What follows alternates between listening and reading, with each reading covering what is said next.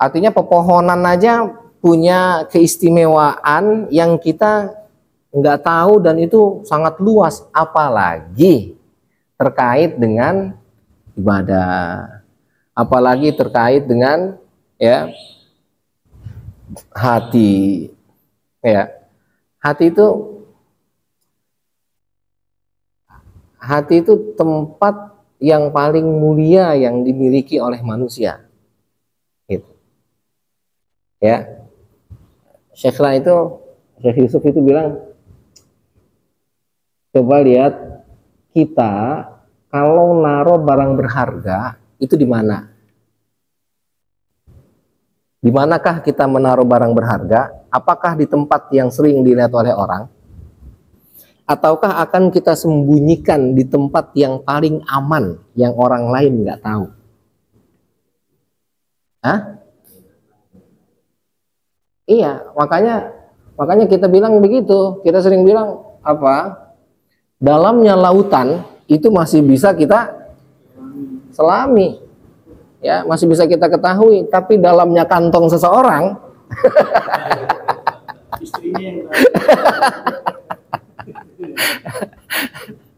yang maksudnya hati itu nggak bisa, Pak. Hati itu nggak, dalamnya nggak bisa.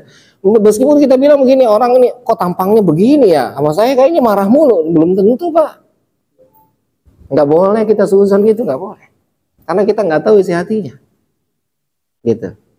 Dan artinya berarti iman itu tempatnya di mana? Di hati, Pak.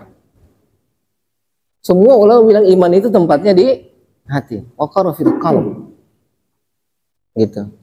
Dia menetapnya di dalam hati. Kenapa iman itu ditaruhnya di dalam hati? Karena iman itu adalah sesuatu yang sangat berharga dan ditempatkan di tempat yang paling berharga. Nggak ada orang yang tahu iman orang itu. Assalamualaikum warahmatullahi wabarakatuh. Alhamdulillah wassalatu wassalamu ala sayyidina Rasulillah Sayyidina Muhammad ibn Abdillah wa ala alihi wa ashabihi wa man tabi'ahu wa walah. Amma ba'd. Faqad qala ta'ala Rabbi syrah li sadri wa yassir li amri wahlul 'uqdatam min lisani yafqahu qawli. Sini Bang.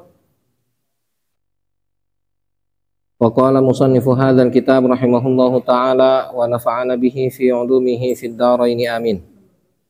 Wa alam, ketahuilah, annahu bahwasanya kama yattali'u at-tabibul hadziku ala asrarin fil mu'alijati yastab'iduha man la ya'rifuha fakadzalikal anbiya'u atibba'ul qulubi wal ulama bi asbabil hayatil ukhrawiyah. Jadi Imam Ghazali dari zaman dulu istilah ini udah marak, ya. Annahu bahwasanya kama yattali'u tabibul hadzik, sebagaimana yattali, ya, memperhatikan, memeriksa, melihat at-tabibul hadzik, dokter yang cerdas, ala asrarin, terhadap rahasia-rahasia fil mu'alijat, dalam penyembuhan-penyembuhan. Yastab'iduha man la ya'rifuha, akan dijauhi, ya, oleh orang yang tidak mengetahuinya. Jadi dokter itu, ya, tahu rahasia-rahasia penyembuhan, ya. Nah, sedangkan orang lain nggak akan tahu. Iya. Pak Haji Tatang sakit, kata Pak Haji Tatang, kemarin saya sakit minum ini. Nah, ketika nanti dicobain oleh si Mas Pur, belum tentu sembuh karena Pak Haji Tatang bukan dokter. Paham tak? Hah? Yang taunya dokter. Jadi harus ke dokter dulu, diperiksa dulu. Ininya apa, itu karena setiap orang itu belum tentu, ya, obatnya sama, penyakitnya sama, belum tentu, gitu, ya. Yang punya itu adalah at-tabibul hadzik, ya, dokter yang cerdas. Kata Imam Ghazali gitu, fakadzalikal anbiya, demikian juga para nabi, Ya, para nabi juga sama atibbaul qulub. Mereka adalah dokter-dokter hati. Wal ulama, demikian juga para ulama. Jadi para ulama, para nabi itu atibbaul qulub. Mereka adalah dokter hati bi asbabil hayatil ukhrawiyah, terhadap sebab-sebab kehidupan akhirat. Ya. Jadi kita ya kalau cerita tentang akhirat datangnya kemana? Ya ke ulama, datangnya ke nabi, bukan ke dukun. Gitu. Ya. Kenapa? Karena ketika orang itu salah dalam bertindak, ya akan salah nanti hasilnya, nggak mungkin enggak. Gitu. Ya. Nah, maka kata Imam Ghazali, fala tatahakkamu ala sunanihim bima'qulika fatahlak. Ya. Janganlah kalian ya menghakimi, memberikan keputusan terhadap sunanihim, ya, terhadap apa yang sudah mereka lalui, bima'qulika, dengan akalmu, fatahlak, maka kamu akan rusak. Kata ulama ngajarinnya begini, kata kita, nggak rasional Ustadz tuh. Ya, yang begitu itu kata Imam Ghazali, fatahlak. Kenapa? Karena kita nggak punya ilmunya. Ya, gitu. Jadi apa yang dibilang oleh dokter, kata dokter jangan dipinum itu. Mau kita pinum baik lah ya, fatahlak lah. Gitu. Ya. Mungkin kata kita enggak apa-apa ini, enggak apa-apa nih gitu. Lantar. Gitu. Nah, itu begitupun dengan kita. Ketika para ulama mengajarkan, contoh misalnya Syekh Ali Jum'ah itu pernah bilang, kata Syekh Ali Jum'ah, ada waliullah, saya lupa namanya itu. Itu beliau itu kalau ngajar nggak enak tuh ngajar tuh. Menurut Syekh Ali Jum'ah mengajar cuma baca aja. Tapi ketika baca itu muridnya disuruh baca gitu. Tapi ternyata beliau itu punya karomah, ya. Itu murid yang keluar dari situ itu hatinya terbuka tuh, gitu. Nah itu merujuk kemana? Merujuk ke Rasulullah tuh. Rasulullah itu ngajar para sahabat, semua sahabat yang diajar oleh Rasulullah nggak ada yang nggak berhasil, coba. Kenapa? Karena dilihat sama Rasul. Itu pelajaran buat kita tuh. Allahu alam, kita kan nggak tahu waliullah yang kayak apa, nggak ngerti. Makanya kalau belajar pengennya kudunya jangan kita yang lihat guru, kita yang dilihat guru. Pengen di belakang ya orang nyumput, orang kelihatan. Itu ya. Jadi artinya kita keseringan kita ini, makanya saya bilang tadi saya kuliah tuh mahasiswa tuh, saya bilang kenapa kita ketika sampai dengan saat ini, sampai dengan kita tua itu datangnya mah duluan tapi pengennya milihnya di belakang, itu ngapa itu dah? Itu hampir kebiasaan itu, mayoritas orang Indonesia, silakan diteliti itu. Gitu. Kenapa itu? Mental itu. Ya. Mentalnya selalu pengennya enak aja. Kepengennya seolah-olah malah di depan itu malah menurut dia malah songong, di depan malah menurut dia nggak baik itu. Kenapa? Karena kita dididik dari awalnya itu udah salah perspektif tuh. Ya, akhirnya kita hampir semua itu ngurak bocah itu suruh ke depan itu, masya Allah itu. Kenapa? Karena memang yang pertama didikan awal itu, dari awal itu mereka udah yang penting mah hadir, ngapa sih gitu. Yang penting mah absen gitu. Itu udah rusak. Nah ini kita harus ternyata informasi-informasi begini nih, ada ulama yang kalau kita ngaji itu karena kita dilihat oleh mereka doang tuh, Allah kasih kita futuh tuh, ya. Allah kasih hati kita terbuka, mata hati kita tuh jadi paham, jadi ngerti, jadi bisa ngejalanin, bisa ngamalin, itu karena ya itu barokah. Jadi ada ulama yang memang oleh Allah dikasih kelebihan, keistimewaan, ya, sebagian dari ilmu Nabi itu, gitu. Nah, makanya kalau ngaji pengennya di depan aja udah, jangan pengen di belakang. Meskipun kita nggak tahu itu begitu apa enggak, gitu. Ya. Nah ini ya, jadi kembali tadi ya, jangan kita memberikan keputusan ya yang bertentangan dengan akal kita. Kata kita guru ngajarin begini, nggak bener tuh, ya kita fatahlah. Kita udah dikasih obat, kita berobat ke dokter, sama dokter dikasih obat A B C D E F G. Ini dokter obatnya kagak bener ya, kagak bener, lah kagak sembuh kita. Gitu. Nah itu maksudnya. Ya. Wa kam min syakhsin, betapa banyak orang yusibuhu aridun, ya, menimpanya aridun, sesuatu yang baru datang, ya, ada orang fi usbu'ihi, pada jemarinya. Jadi ada orang yang terkena penyakit misalnya di jarinya tuh.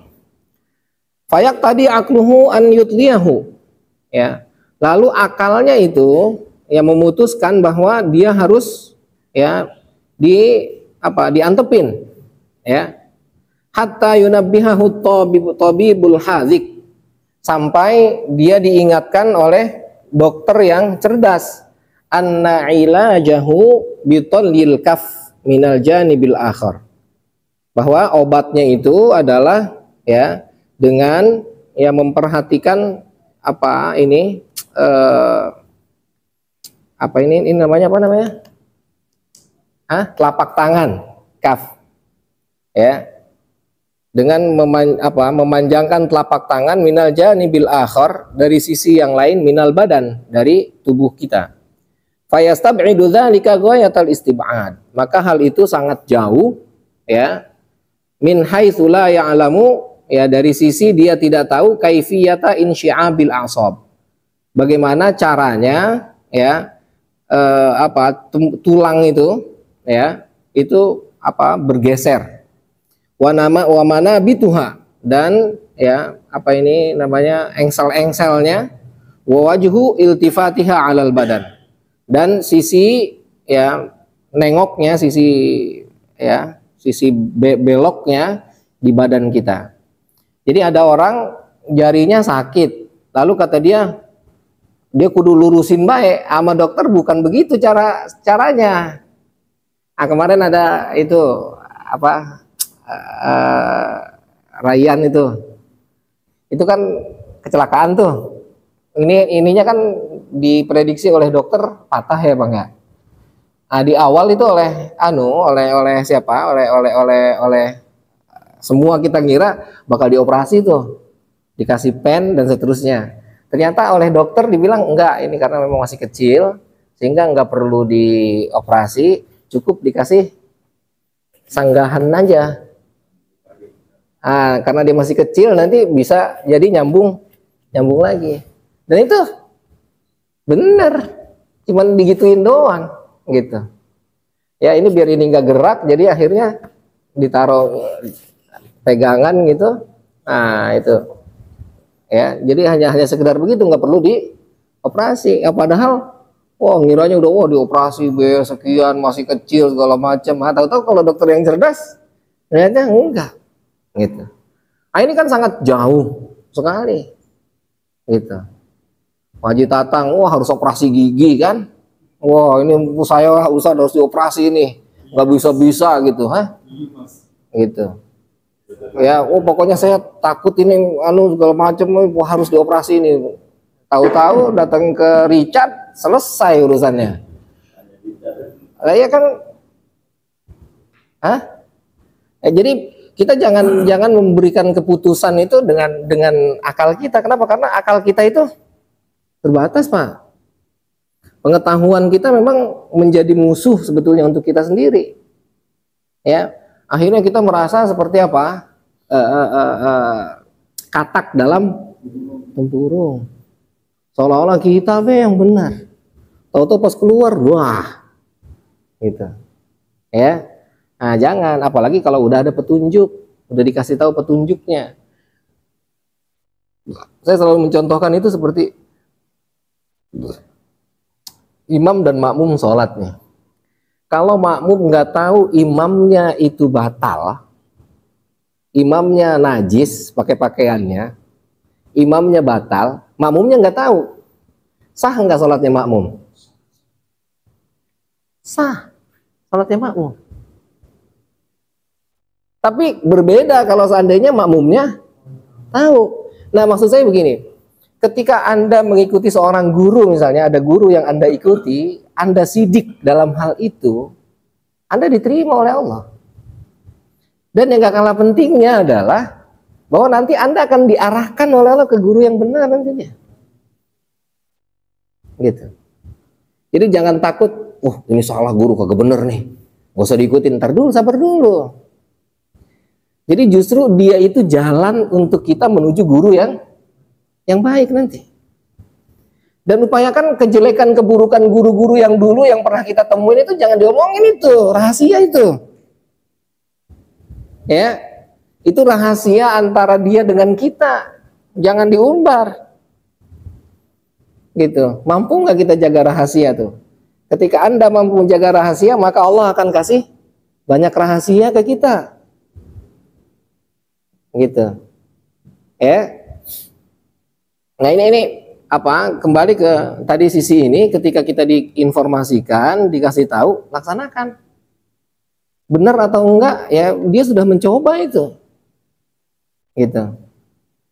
Atau yang lebih ekstrim misalnya, Rasulullah itu kan husnuzonnya tinggi. Ya, ketika diundang oleh Abu Lahab, suruh datang. Kata sahabat, jangan Nabi, ntar dianuin, dibikin celaka. Ternyata benar emang dibikinin lobang, biar jatuh, biar segala macam. Nabi mau orang husnuzon, jalan be, dijaga. Gitu. Artinya ketika kita mengikuti itu, ngikutinnya karena Allah, bukan karena dia, bukan karena yang lain. Gitu. Mungkin itu adalah isyarat yang Allah firmankan dalam Al-Quran itu, kurang lebih di dalam surat Yunus itu, yahdihim rabbuhum biimanihim. Allah akan memberikan hidayah kepada mereka itu sebab keimanan yang ada dalam hatinya. Jadi keimanan kepada Allah itu akan terus mengarahkan dia kepada yang benar nanti. Meskipun iya. Jadi makanya belajar yang paling utama yang harus dimiliki oleh seorang murid itu adalah sidik. Apa sidik itu? Sidik itu kesungguhan. Ya, sidik itu apa? Enggak tergoyahkan. Ya, jadi kita sering terjemahkan sidik jujur, tapi di balik kejujuran itu tadi ada kesungguhan, itu maksudnya konsisten, enggak bergerak, gitu. Itu sidik itu. Nah sidik ini nanti akan membawa kita kepada keikhlasan nantinya. Gitu. Nah dari ikhlas nanti akan sampai kita kepada taslim nanti. Penyerahan, kepasrahan kepada Allah tuh. Nah inilah akhirnya ruang lingkupnya disebut dengan hub. Disebut dengan cinta tuh. Gitu. Nah itu diawali dari kesungguhan dulu. Saya sungguh-sungguh pengen belajar. Udah ketemu gurunya, udah.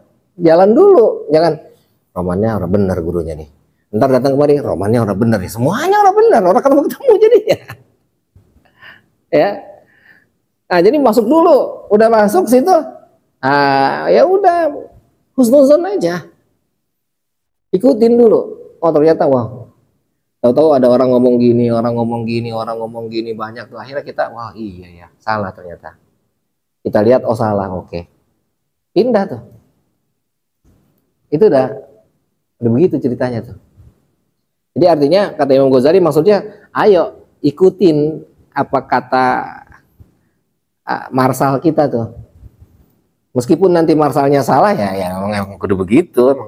Ya marsalnya begitu, ya nggak apa-apa, gitu. Ikutin aja, gitu. Ya. Lah iya, ntar kan dia juga tahu juga gitu maksudnya. Gitu, sama-sama kagak ngerti gitu. Fahakadza al-amru fi tariqil akhirah. Demikian juga urusan tentang jalan akhirat, ya. Jadi akhirat pun sama, bukan hanya dunia doang, gitu. Jadi dunia tadi kita sama dokter disuruh jangan ini, jangan ini, jangan ini, kita ngelanggar baik itu lah, kagak sembuh-sembuh, gitu. Ya, sama ini. Kadzalika fi tariqil akhirah.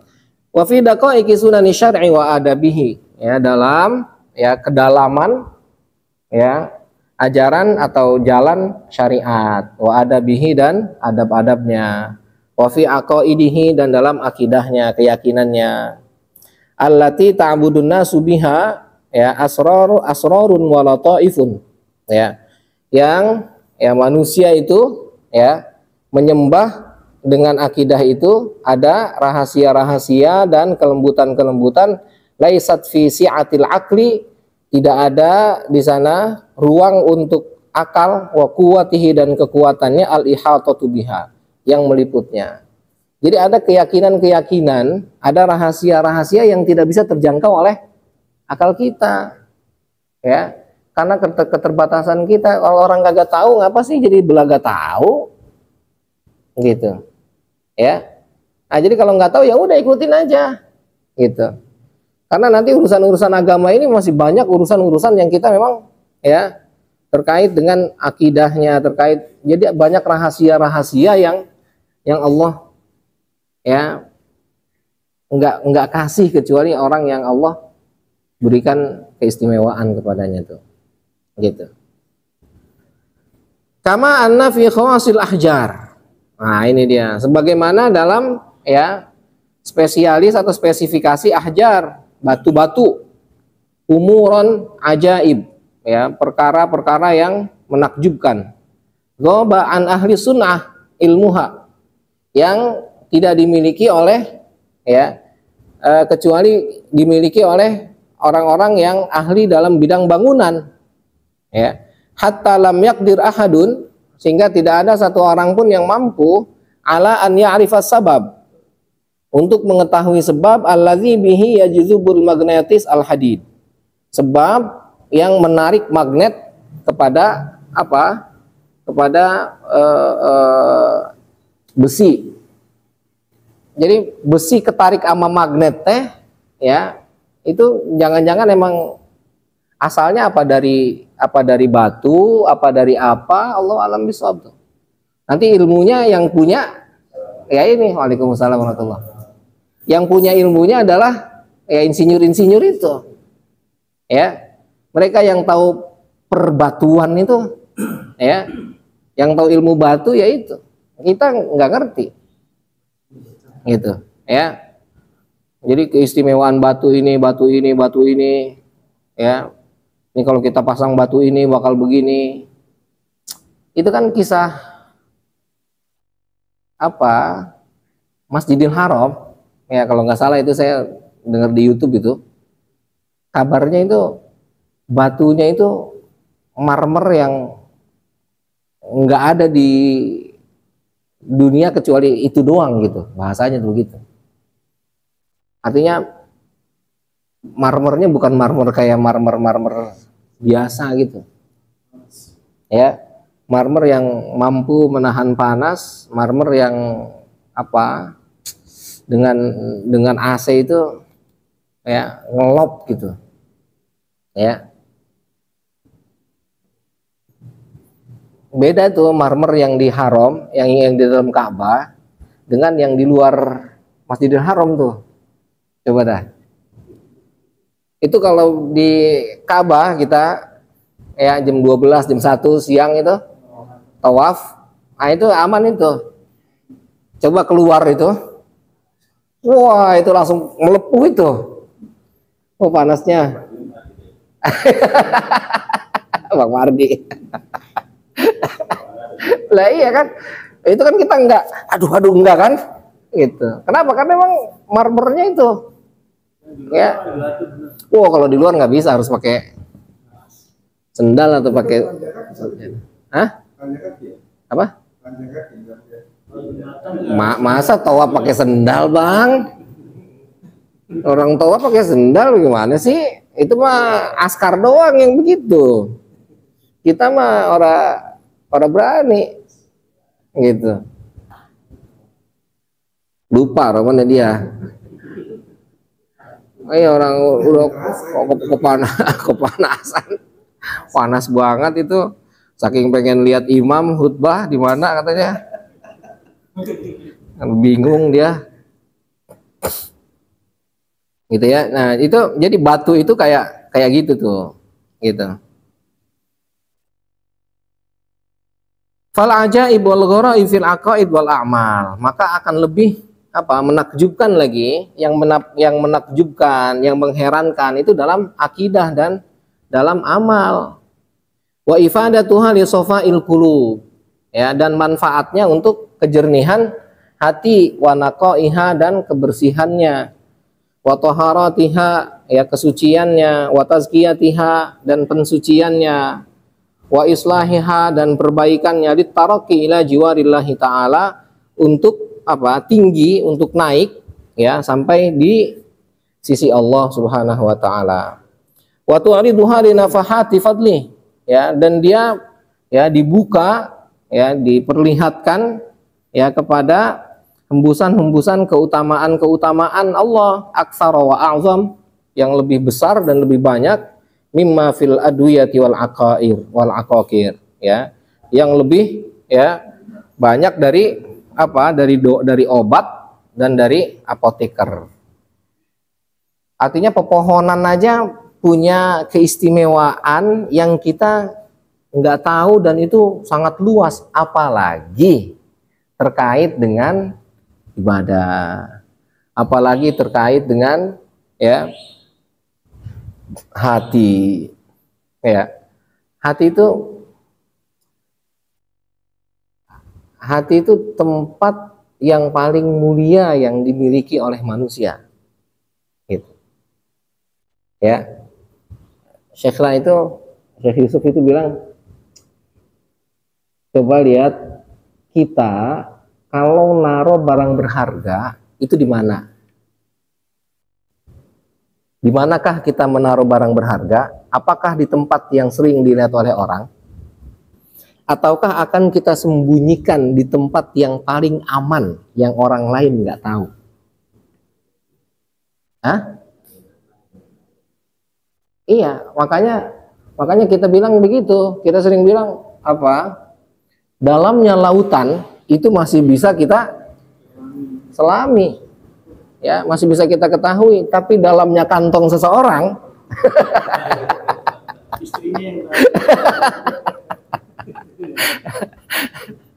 yang maksudnya hati itu nggak bisa, Pak. Hati itu dalamnya nggak bisa. Meskipun kita bilang begini, orang ini kok tampangnya begini ya, sama saya kayaknya marah mulu, belum tentu, Pak. Nggak boleh kita suuzon gitu, nggak boleh, karena kita nggak tahu isi hatinya, gitu. Dan artinya berarti iman itu tempatnya di mana? Di hati, Pak. Semua ulama bilang iman itu tempatnya di hati. Waqara fil qalb. Gitu. Dia menetapnya di dalam hati. Kenapa iman itu ditaruhnya di dalam hati? Karena iman itu adalah sesuatu yang sangat berharga dan ditempatkan di tempat yang paling berharga. Nggak ada orang yang tahu iman orang itu. Imannya berapa persen, Pak? Wah, ini imannya 100% ini. Belum tentu, nggak bisa. Nggak tahu. Dia aja sendiri ditanya belum tentu juga jawab dia. Berapa persen ya? Dia aja nggak tahu. Gitu.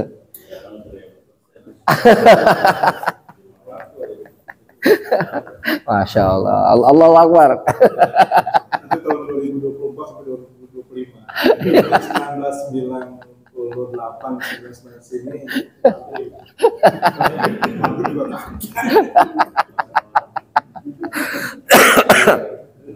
Khair. Ya, jadi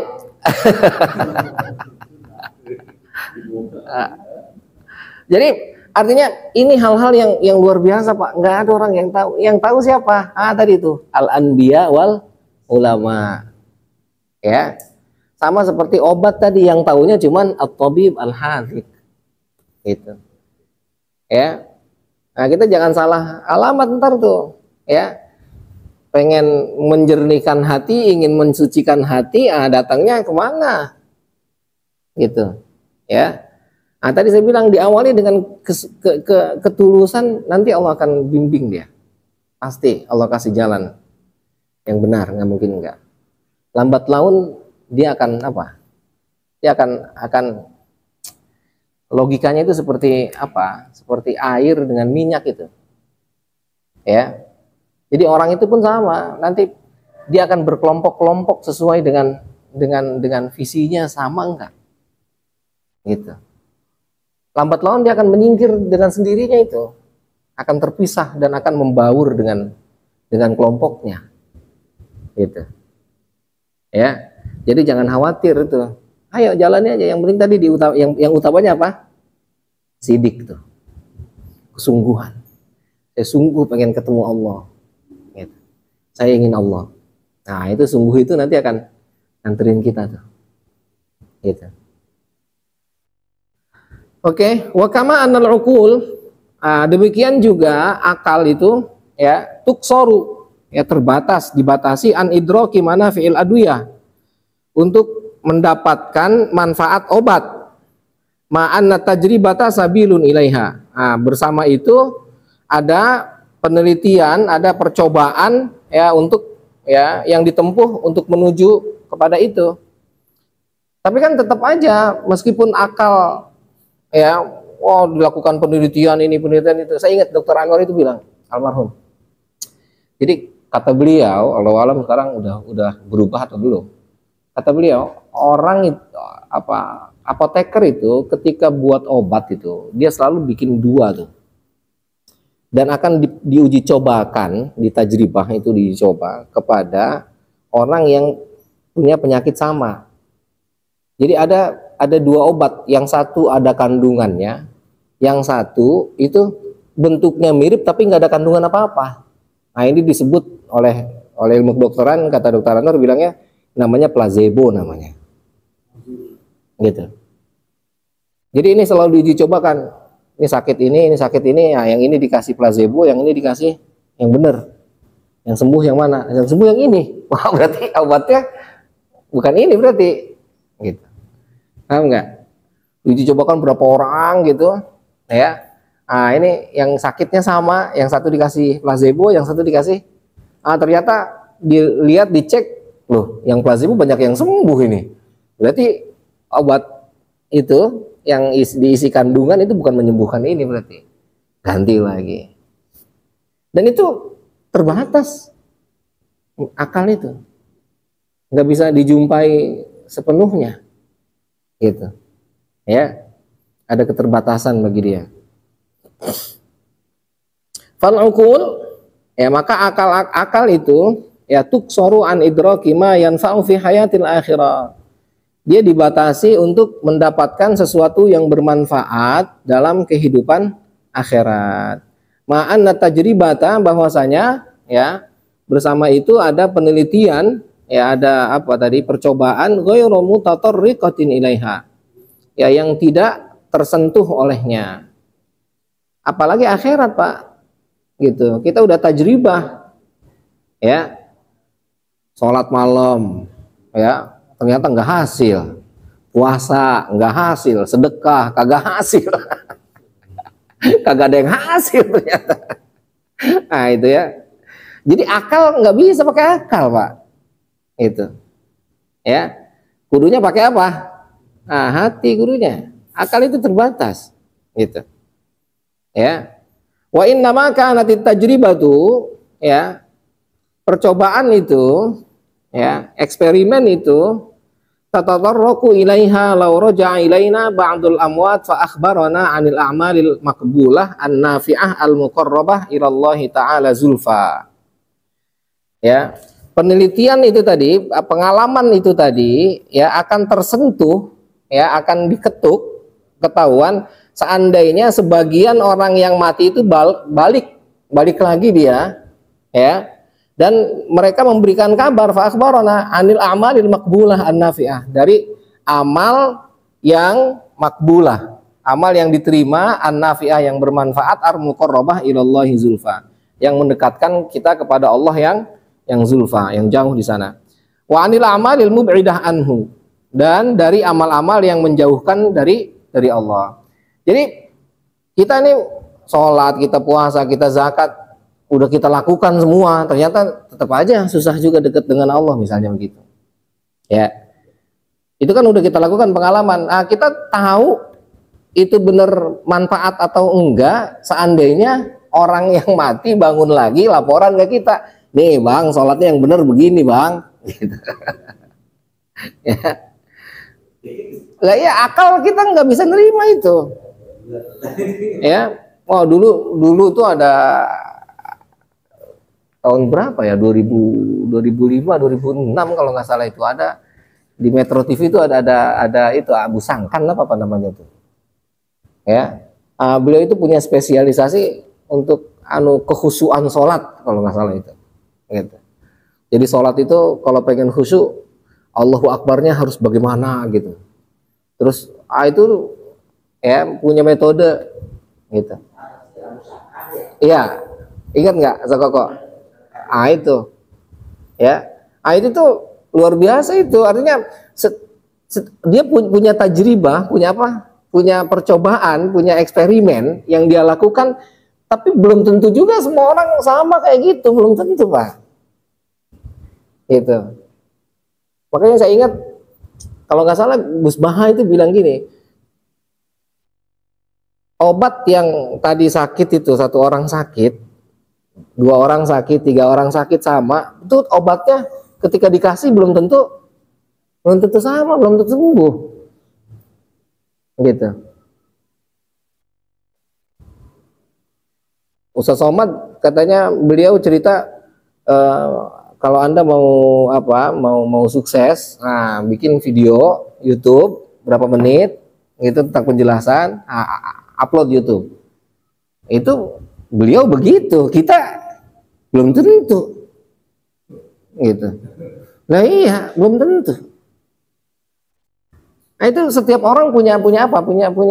Punya jalan yang berbeda-beda masing-masing, gitu, ya. Nah, ini maksudnya tajribah itu, ya, eksperimen itu meskipun eksperimennya begini, makanya akhirnya alhamdulillah Allah kasih kita banyak ulama tuh, karena setiap orang punya karakter yang berbeda, punya keistimewaan yang berbeda-beda, nggak bisa semua sama, kudu kayak gitu tuh, nggak bisa. Gitu, ya. Nah, jadi ayo yang kamu kena kemana? Silakan. Nah, nanti akhirnya kata-kata ulama-ulama sufi itu ada istilah masyrob, istilahnya. Ya, tempat minumnya tuh yang kayak kemana tuh enaknya tuh. Tapi nanti ujungnya tetap sama. Gitu. Ya, ketemu di satu persimpangan tuh. Coba kalau tanda-tanda amal seorang diterima itu yang saya pernah dengar ya. Pertamanya ketawaduan. Selain itu ada lagi nggak ya? Ciri-ciri amal seorang itu diterima itu. Yes, itu banyak ya, menurut para ulama itu banyak ya.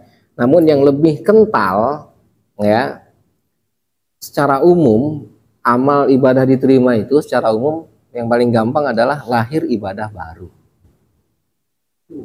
Hah? Iya, kan pertanyaannya sama, jawabannya masih beda. Jadi tanda bahwa amal diterima itu adalah lahir ibadah baru. Gitu. Hah? Contohnya, sekarang kita sholat Isya. Kalau Isya kita diterima, besok sholat subuh. Sholat Isya kita diterima, kita sholat sunnah. Sholat sunnah diterima, kita ibadah apa lagi tuh? Sedekah. berbuat baik sama orang. Nah, itu tuh ibadah-ibadah baru itu menandakan bahwa ibadah-ibadah kita diterima. Allahu a'lam bishawab. Yang jelas kita nggak tahu persis itu betul diterima atau tidak. Ini pandangan ulama. Paling tidak jawaban ini ingin memotivasi kita tuh. Ibadah gue diterima nggak? Tadi gue sedekah, masa gue sedekah lagi? Nah, nggak diterima ibadahnya. Kan nggak lahir ibadah baru berarti.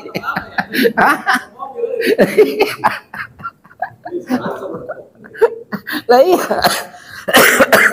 Kalau diterima sedekah lagi gitu ya. Nah, ini paling enggak sebagai motivasi lah. Ini pendapat banyak sebetulnya ulama itu, apa ibadah diterima itu apa tandanya gitu. Nah, cuma saya ngambil kesimpulan itu aja. Yang paling mudahnya itu lahir tawadu. Tawadu kan ibadah juga. Lahir menghargai orang. Intinya begini, ibadah itu, sholat yang kita lakukan, itu artinya saya selalu sampaikan, ibadah itu akan melahirkan akhlak. Pendapat saya, perspektif saya, ketika Rasulullah dibilang innama bu'istu liutammima makarimal akhlak. Gitu. Saya itu diutus oleh Allah hanya untuk menyempurnakan, batas itu, hanya untuk menyempurnakan akhlak. Kenapa? Rasulullah kok ngajarinnya sholat, ngajarinnya puasa, ngajarinnya zakat, ngajarinnya sedekah. Kenapa? Karena ini semua akan melahirkan itu maksudnya, Pak. Akhlak nggak akan lahir tanpa itu tuh. Jadi kalau ada orang baik terus dia, maaf, mudah-mudahan salah ini. Ada orang baik terus dia nggak sholat, dia nggak rajin ibadah, berarti kebaikannya itu ada udang di balik batu. Allah alam, mudah-mudahan saya salah, mudah-mudahan. Gitu. Kebaikannya nggak konsisten karena bukan lahir dari ibadah. Gitu. Ya. Itu kalau itu dibuka jalan tadi. Orang lain jalan itu kan begitu.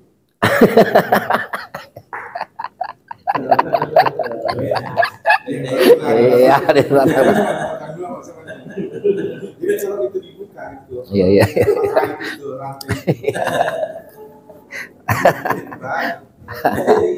Ada ampun dah. Iya. Oke, jadi artinya tajribah itu pun tadi sama, Pak. Jadi tajribah itu belum tentu sama. Adek misalnya, Dede itu dia semakin dekat dengan Allahnya dengan baca Quran. Pak Haji Tatang semakin dekat dengan Allahnya dengan sedekah. Silakan, gitu. Jadi setiap orang nggak bisa Pak Haji Tatang orang mau sholat yang rajin, kata dia sedekahnya yang rajin. Setiap orang punya jalan yang masing-masing, gitu. Dia nyaman di mana tuh? Makanya Islam tadi ya kajian subuh tadi ya. Islam itu ngasih kita jalan banyak sekali. Nggak hanya satu jalan. Ada yang tukang dagang, ada yang tukang engineering, ada yang pensiunan.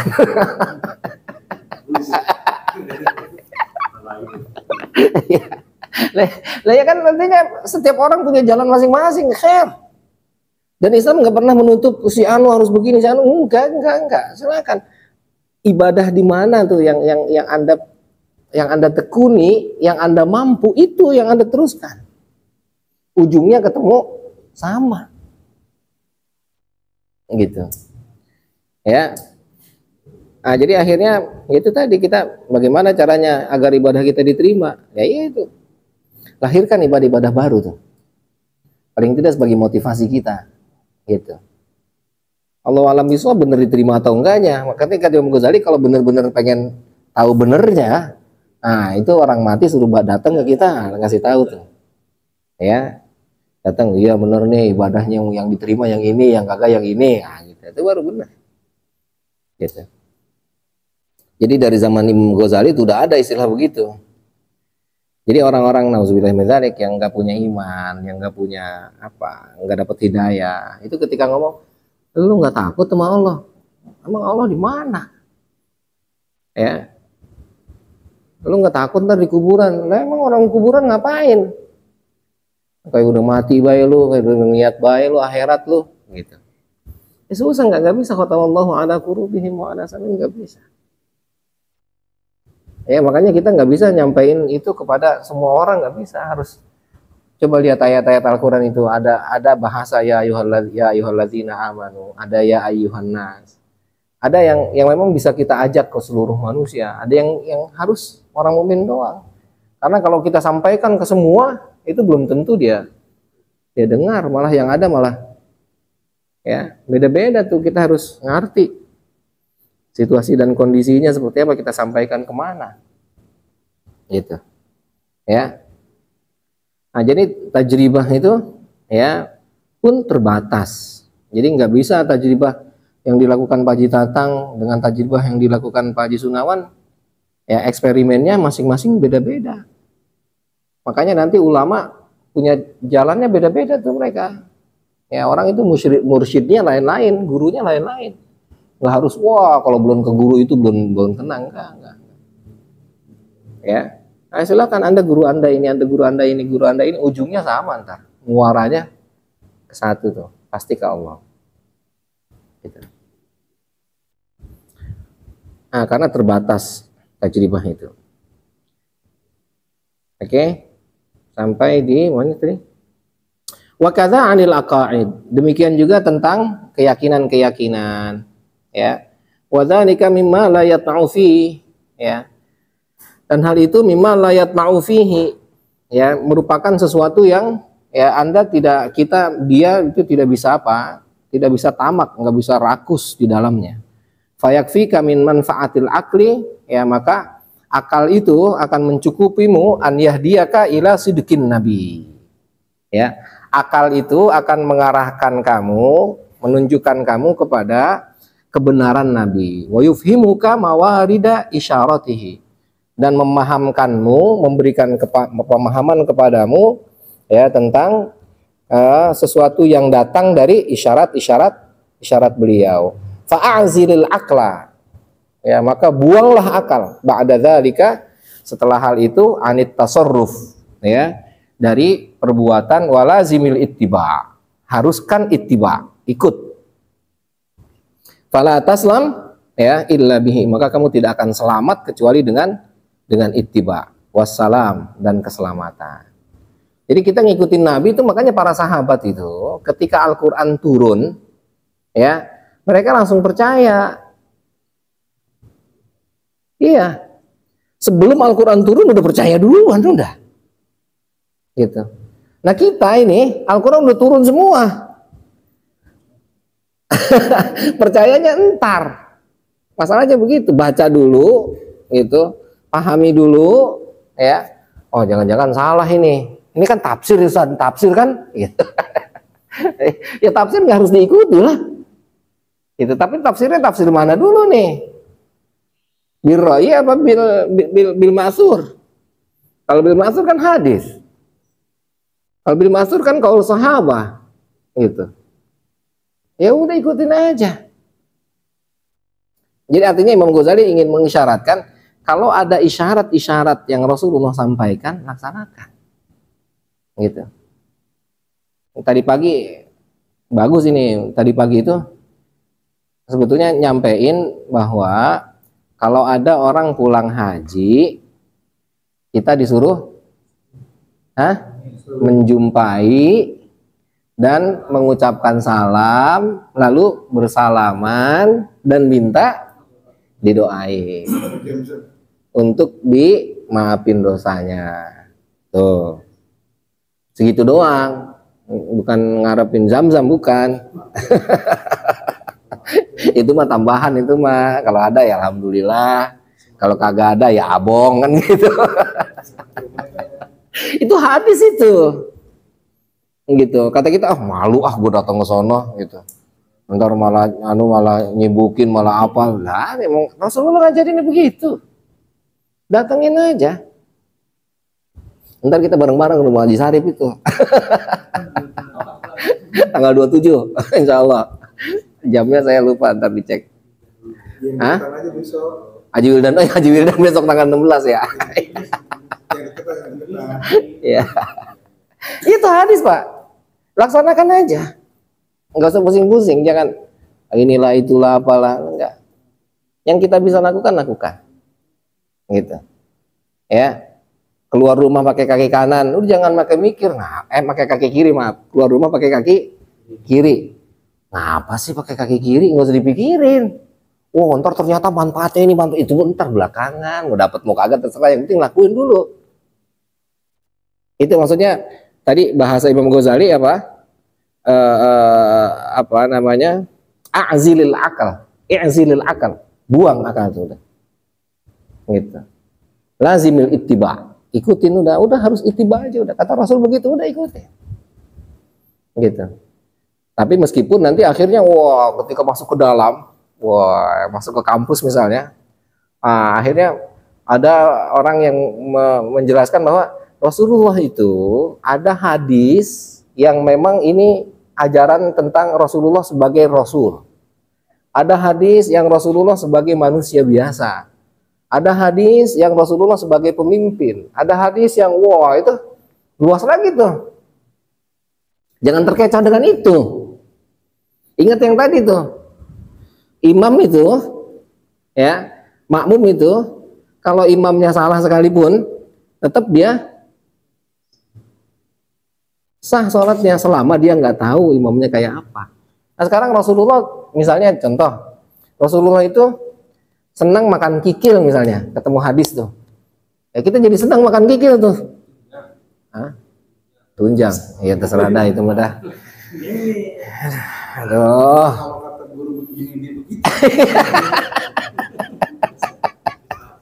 Iya salah. Itu meskipun nanti dalam perspektifnya katanya itu kan kemakanan, kebiasaan. Nah orang yang kagak suka makan kan nggak usah lah makan. Itu ntar bisa darah tinggi, kolesterol segala macam kan gitu. Tapi kalau orang yang pandangannya dia bilang enggak, pokoknya gue mau ikut Nabi terserah mau bagaimana kek, lain ceritanya. Paham nggak? Tapi ada yang pandangan begini, bener nggak? Ya bener juga, silakan aja, boleh. Gitu. Rasulullah punya jenggot tuh. Kata Rasulullah, kenapa? Dilihat asbabul wurudnya tuh. Ternyata kabarnya orang-orang Arab jahiliyah itu mereka senengnya kumis. Rasulullah selalu ingin tampil beda. Akhirnya oleh Rasulullah dibiasakan Rasulullah ya raya jenggot, cukur kumisnya. Menurut perspektif ada yang begitu tuh. Ini sekarang dia kepengen begitu, gitu. Meskipun satu sama dia dijagain terus, ya boleh silakan. Tapi yang dibilang, ya enggak lah, saya kan kebiasaan saya agak nyaman saya pakai jenggot. Kayaknya enggak. Banyak syekh-syekh masyayikh itu yang mursyid itu nggak punya jenggot, punyanya kumis malah. Gitu ya, karena memang tadi silahkan aja. Gitu, jangan akhirnya ini enggak. Silahkan. Yang terpenting tujuan Anda ikut apa? Balik lagi tuh. Muaranya adalah sidik tadi. Ya, muaranya emang kepengen sungguh-sungguh ikut sama Rasul. Mudah-mudahan dari sesuatu yang kecil itu akan mengarahkan kita kepada sesuatu yang besar. Dan kita nggak bisa maksain juga sama orang. Lu sih nggak makan kikil, jadinya begitu. Enggak, jangan, nggak boleh. Silakan. Tapi sama sih, antara kikil sama tunda sama.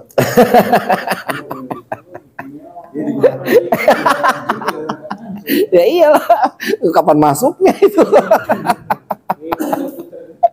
Puter-puter dia ditelan juga.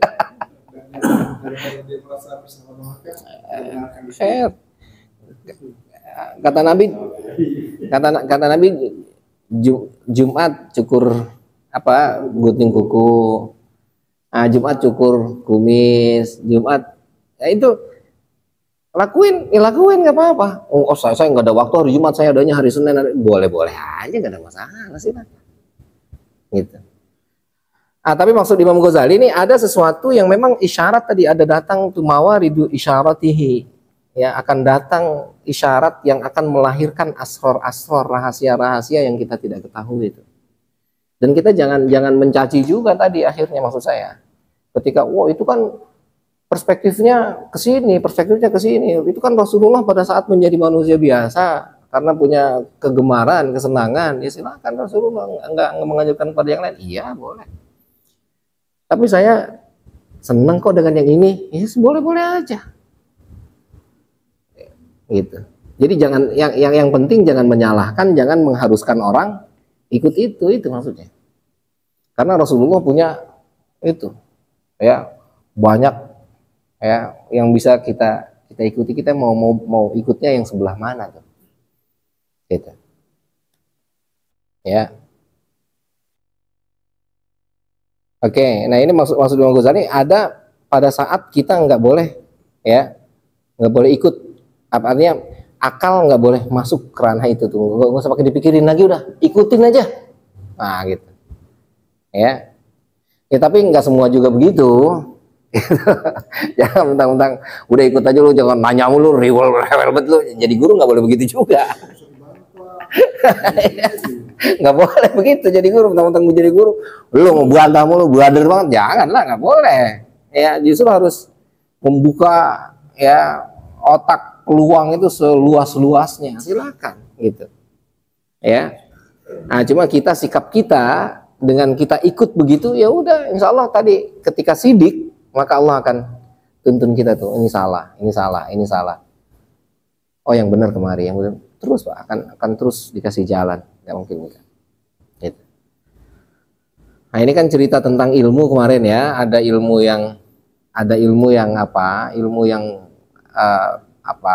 bahaya, ada yang ilmu nggak bahaya, nah gitu. Ini awalnya cerita itu kemarin.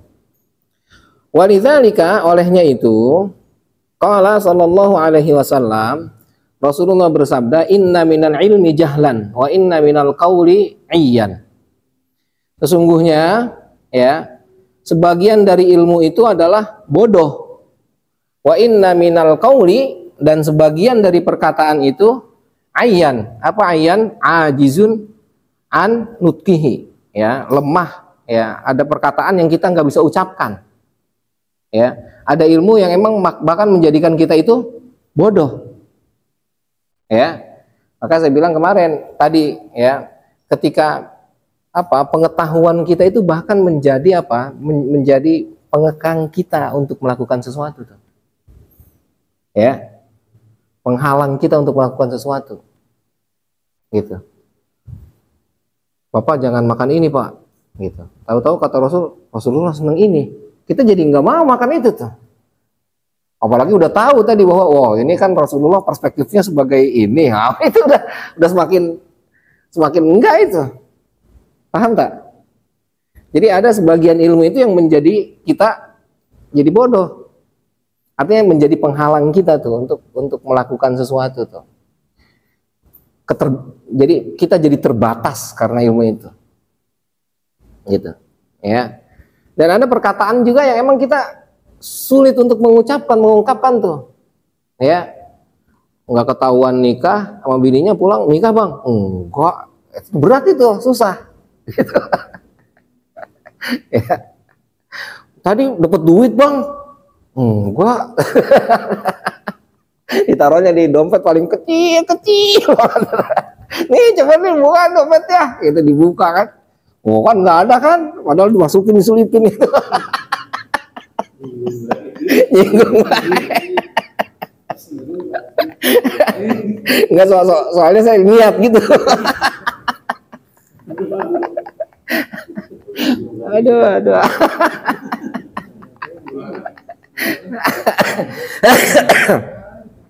Oke. Jadi ada ilmu yang memang ya itu sebagian ilmu itu bodoh tuh, artinya menjadikan kita penghalang kita. Wa ma'lum, kata Imam Ghazali, dan diketahui annal ilma, bahwa ilmu itu la yakunu jahlan. Enggak ada ilmu itu yang menjadikan orang bodoh, enggak ada. Ya, enggak ada. Justru dengan ilmu itu orang semakin pintar, orang semakin bisa, orang semakin tahu. Walakinnahu, akan tetapi dia yu'atsiru ta'tsirul jahli fil idrar. Itu akan memberikan pengaruh ya kebodohan dalam hal apa? Bahaya, membahayakan. Bang Haji Tatang nggak tahu kalau Bang Mardi marah sama dia, datang dia.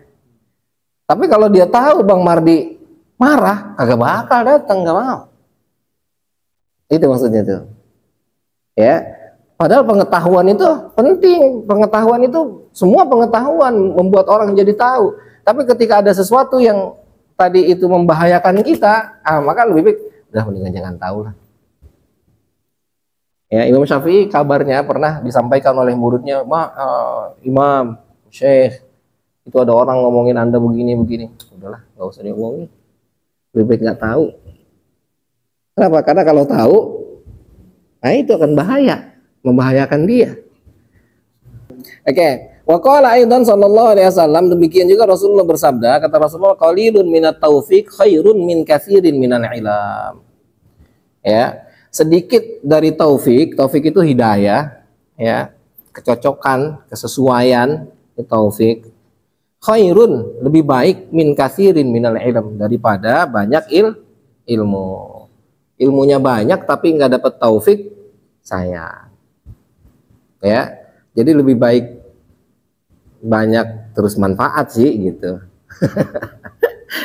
Tapi maksud hadis Nabi ini lebih baik sedikit dan itu bermanfaat sesuai dengan hidayah Allah daripada banyak justru malah nggak manfaat, sayang. Itu. Terakhir wakila Isa alaihi salam, waqala Isa alaihi salam, ya, Nabiullah Isa bersabda, ma aktsarus syajari wa laisa kulluha bimusmirin, ya, wa laisa kulluha bitayyibin, ya, betapa banyak pohon, ya, dan bukan semuanya itu berbuah. Coba lihat, ya, ini pohon ini apa nih? Pohon rambutan ada buahnya. Ini apa Bang namanya Bang? Tahu dah apa dah namanya gitu. Itu nggak ada buahnya tuh, gitu. Ya, walaysa kullu bitayyibin, enggak semuanya bagus. Ada buah apa itu yang dimakan kagak enak. Mengkudu, berenuk. Nah itu. Kalau mengkudu masih ada obat tuh. Berenuk belum ketemu tuh obatnya. Ntar lama-lama ketemu obatnya. Sama kayak mengkudu. Lah iya. Allah alam bisawab nanti gitu. Wa ma aktsarul ulumi wa laisa kulluha binafi'in. Dan betapa banyak ilmu dan semuanya tidak bermanfaat. Ya, artinya ilmu itu banyak tapi enggak semuanya itu bermanfaat. Ya, tadi misalnya ilmu santet. Kalau untuk kita nggak bermanfaat, tapi untuk orang yang mempelajari dan melawan santet itu penting buat dia, gitu. Ilmu psikologi, ya, itu penting bagi para guru, bagi para polisi itu ngelihat tampang orang dari luar aja, wah ini kagak bawa SIM nih, udah ketahuan itu, gitu. Ya kan, buat kita mau apa, nggak ada manfaatnya, gitu. Jadi ilmu itu banyak, ya, dan nggak semuanya bermanfaat untuk siapa. Lihat posisinya, itu.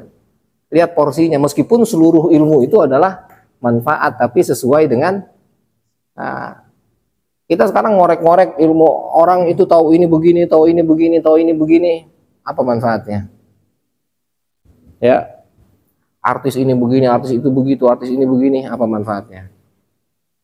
Nah itu artinya lebih baik kita gunakan, ya, ilmu itu untuk yang bermanfaat tadi, meskipun sedikit tapi bermanfaat. Gitu. Oke, cukup ya. Nakifuna walhamdulillah wallahu a'lam bishawab. Allahumma smi'na khaira wa atli'na khaira warzuqna Allahumma al-afiyata wa adimha lana wajma'illahumma qulubana 'ala taqwa wa waffiqna lima tuhibbuhu wa tarda. Rabbana la tu'akhidhna in nasina aw akhtana. Rabbana wa la tahmil 'alaina isran kama hamaltahu 'ala alladhina min qablina. Rabbana wa la tuhammilna ma la taqata lana bih. wa'fu 'anna waghfir lana warhamna anta maulana fansurna 'alal qaumil kafirin. Subhanakallahumma wa bihamdika asyhadu an la ilaha illa anta astaghfiruka wa atubu ilaik. Kurang lebihnya mohon maaf. Billahi taufiq wal hidayah. Assalamualaikum warahmatullahi wabarakatuh.